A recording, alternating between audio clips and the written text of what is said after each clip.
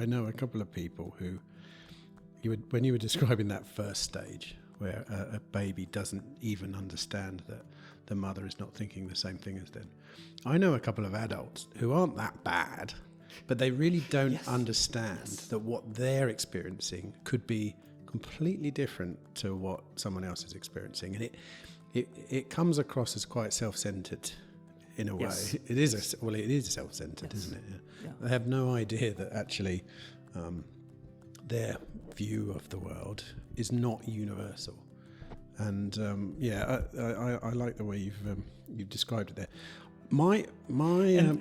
Just a quick thing. And for people like this, the empathy is difficult because they think they need to kind of leave their position, or they need to forsake their views in order to understand others. And that's the big misconception. Kind of, if I'm going to listen to someone, it means that I agree with them, which is not the case.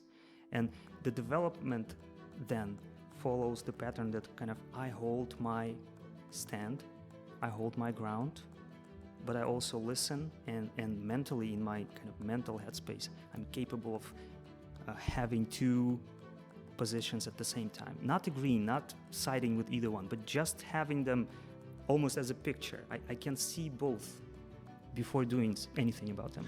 I mean, that's quite a common experience in the modern world. In particular, I mean, you know, in talking about people who won't debate a particular subject, there's a lot of political people out there at the moment who don't like debating. Yes. Is that why? Because they feel that if they debate this other person, it means they're agreeing with them, isn't it? Yes. I think like one of the biggest trap is righteousness, which is being aggressive about being right. And this usually is an urge that kicks in automatically, and it's hard to be with it. And like we all have certain kind of triggers, like certain things we can be with and certain things we cannot be with. They just consume us totally. We cannot be with something without kind of being separate from it.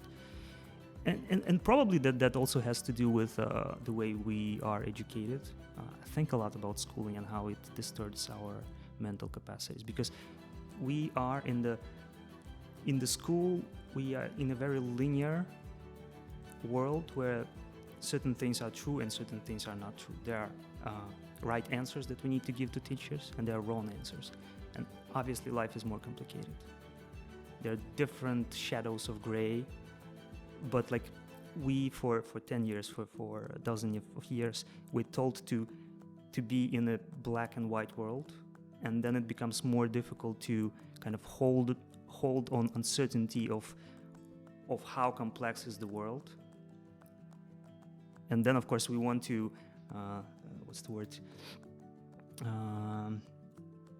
closure. We want to have a closure.